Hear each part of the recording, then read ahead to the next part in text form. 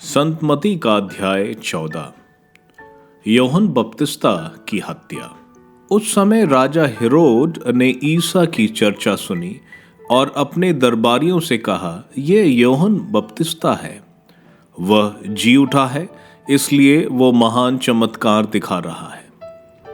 हेरोद ने अपने भाई फिलिप की पत्नी हेरोदियस के कारण यूहन्ना को गिरफ्तार किया और बांधकर बंदी गृह में डाल दिया था, क्योंकि यूहन्ना ने उससे कहा था, उसे रखना आपके लिए उचित नहीं है। हेरोद यूहन्ना को मार डालना चाहता था, किंतु वह जनता से डरता था जो यूहन्ना को नबी मानती थी। हेरोद के जन्म दिवस के अवसर पर हेरोदियस की बेटी ने अतिथियों के सामने नृत्य किया और हेरोद को मुग्ध कर दिया।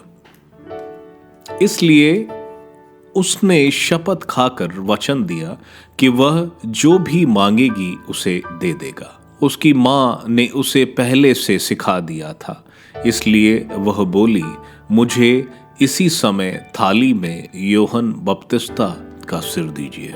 हेरोद को धक्का लगा, परंतु अपनी शपथ और अतिथियों के कारण उसने आदेश दिया कि उसे सिर दे दिया जाए, और प्यादों को भेजकर उसने बंदी गृह में यूहन्ना का सिर कटवा दिया।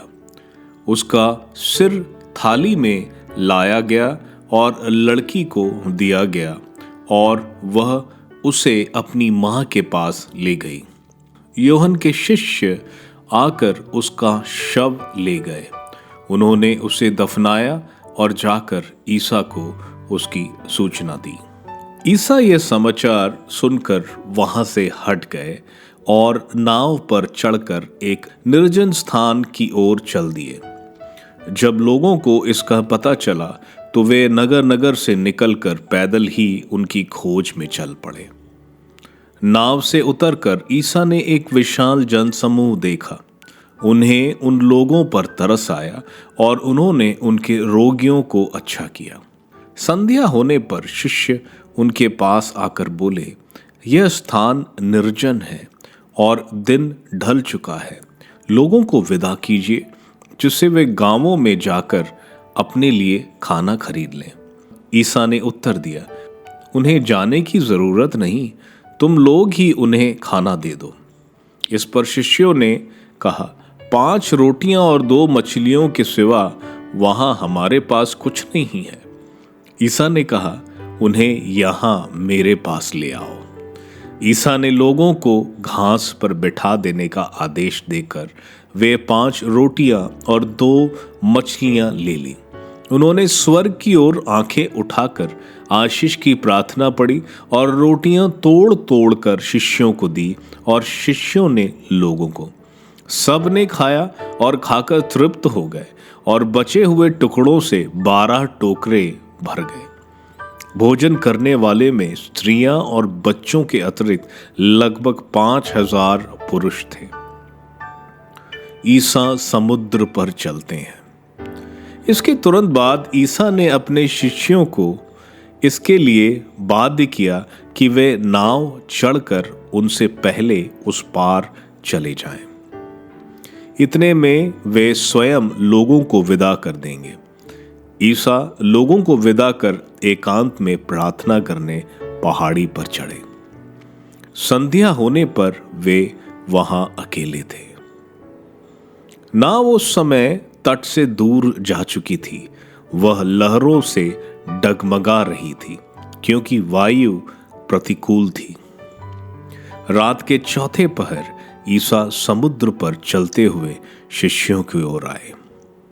जब उन्होंने ईसा को समुद्र पर चलते हुए देखा तो वे बहुत घबरा गए और यह कहते हुए, यह कोई प्रेत है, डर के मारे चिल्ला उठे। ईसा ने तुरंत उनसे कहा, ढाढ़स रखो, मैं ही हूं, डरो मत। पेतरुस ने उत्तर दिया, प्रभु, यदि आप ही हैं तो मुझे पानी पर अपने पास आने की आज्ञा दीजिए। ईसा ने कहा, आ जाओ।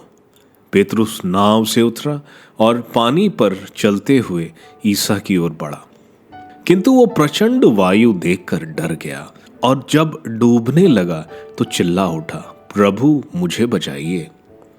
ईसा ने तुरंत हाथ बढ़ाकर उसे थाम लिया और कहा, अल्पविश्वासी, तुम्हें संदेह क्यों?